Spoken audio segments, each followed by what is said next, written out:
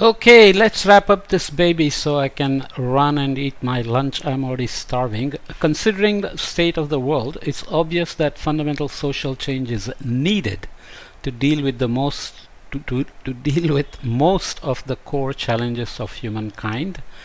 There's a prop here, which is like a Disney cartoon. Change is in the air. So change is urgently needed. The writing is not on the wall, it's in the sky. Okay. However, a fundamental social change only occurs when a substantial part of the population of a society changes, and then hopefully in the right direction in relation to their sustainability challenges, and they don't start reverting the change and they stay on the path, right? Unless we subscribe to a fatalist worldview, a major part of these issues and the potential for changing the trends can be boiled down to human motivation, whether that is that of politicians, policymakers, industrial actors, NGOs, or citizen consumers.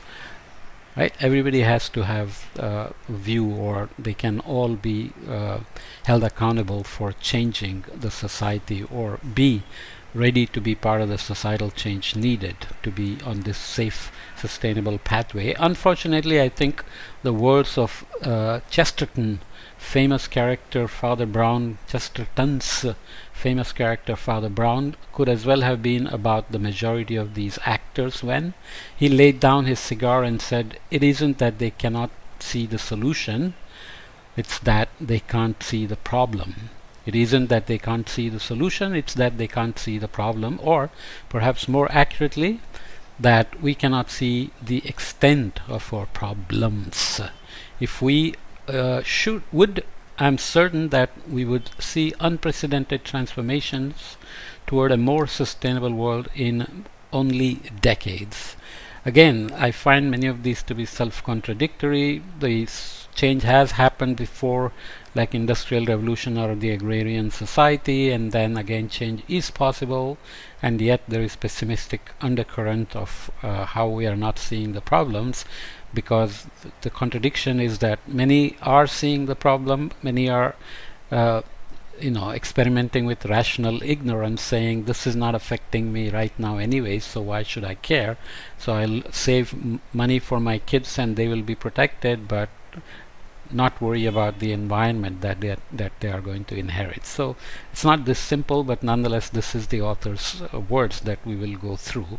Okay, so if we would see the problems, I'm certain that we would see unprecedented transformations toward a more sustainable world in only decades. So that sounds optimistic and pessimistic together. So consider, for instance, the estimated 0.5% probability that the current concentration of CO2 in the atmosphere would cause the apocalyptic scenario with 6 degrees warmer average global temperature, which would completely transmute the entire world as we know it. Again, this claim is not entirely scientifically accurate. What is apocalyptic scenario at 6-degree warming? I'm not sure. It will do a lot of damage. It will melt a lot of glaciers, sea level will rise, extreme events, crop damages, health, and so on. But is it apocalyptic? Not entirely sure, because you have to understand which region will suffer how and what will happen in your backyard, and we are not in a position to say that right now with any confidence. So we cannot say will be completely transmuted in this 6-degree warmer world. So let's leave it there. People might be worried, and many know what they could do to contribute to a solution, but the absolute majority is simply not doing anything. The 0.5% probability does not seem that persuasive after all. However, when that same probability is considered in relation to fatal flight accident, it corresponds to 17 crashes per hour, or 150,000 per year. It's quite obvious that no mentally sane person would fly under such circumstances, and commercial aviation would most likely be banned, and that is just with the current CO2 concentration, which unfortunately is increasing faster than ever found in geological records, and only one of the sustainability challenges we are facing.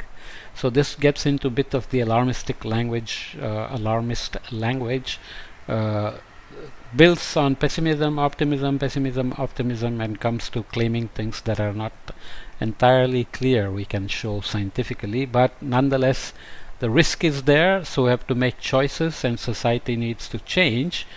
And what is missing in this thread is, for me, is the systemic changes needed in just the way we produce things, the phones, the computers, the clothes, the water, the energy, of course, energy, and so on, right? So, however, the necessary transformations for sustainability would neither be caused by autonomous, well-informed individuals in isolation, nor solely by economic incentives to steer consumption. This again may be misrepresenting what is possible, because if you can produce everything in a life cycle analysis way, circular economy, without increasing greenhouse gases and harming the environment, then we could presumably continue with our lifestyle and not do anything bad. It is first, and that would be economic incentive. It is first when the social dimension is included that substantial social change is likely to ensue.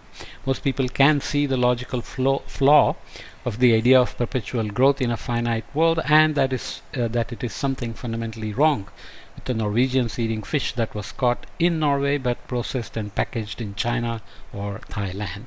On the other hand, if there is employment in China and Thailand and materials are flown around with no emissions, then this would be just fine, right?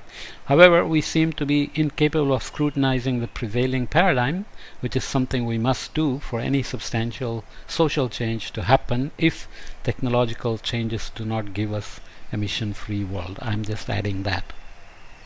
We have greater capacity today for grasping and addressing our sustainability challenges than ever before in human history, but transformations for sustainable development are continuously undermined by actors utilizing the inherent uncertainty and ambiguity in all attempts to anticipate our future to sow ambivalence and hesitation. Again, if you're buying an iPhone because you like it and somebody guarantees you that iPhone is completely recyclable and has no carbon footprint, then nobody can affect your decision. So ambiguity and uncertainty are possible when we are still living in a carbon trap.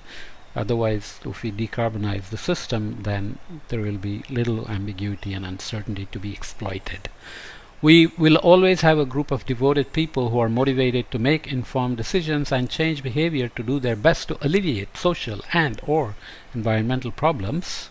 We will also always have a group of hardcore cynics questioning every single statement concerning sustainability, regardless of the scientific foundation for them. However, these two groups are both relatively small, and between them there is a majority of people who are more or less ambivalent and hesitant.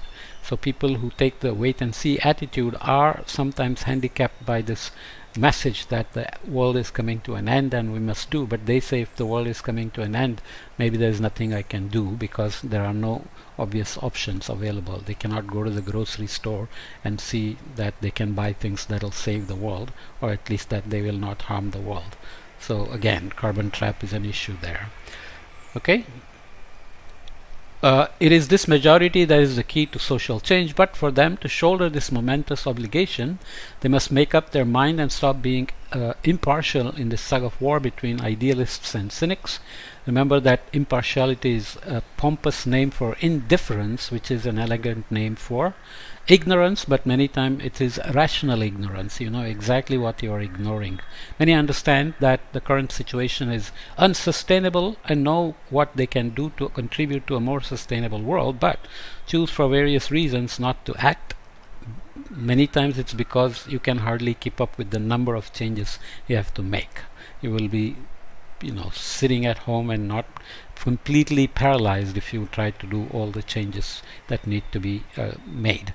Often rationalizing it by notions like what change can I make in the bigger scheme of things is the mantra used to not act. Hence, I think the great British adventurer and polar explorer Robert Swan is right when stating that the greatest threat to our planet is the belief that someone else will save it.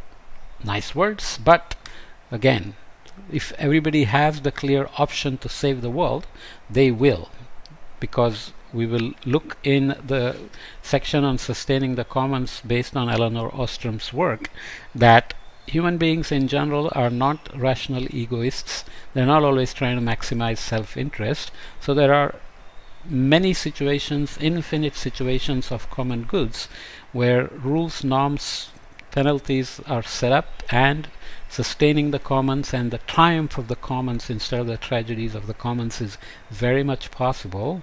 So how do we scale it up to the globe to make the entire globe sustainable? This is a key question that social change needed has to meet. And optimistic view is that technological innovations will keep us giving more and more options that are completely safe for the planet and completely able to provide safe and sustainable future for us and for the coming generations. Okay, so we'll come back and conclude in the last section, chapter 11, on concluding the whole book. We'll have some more points to make, I'm sure. Okay, so see you in the last chapter of this book on sustainability science.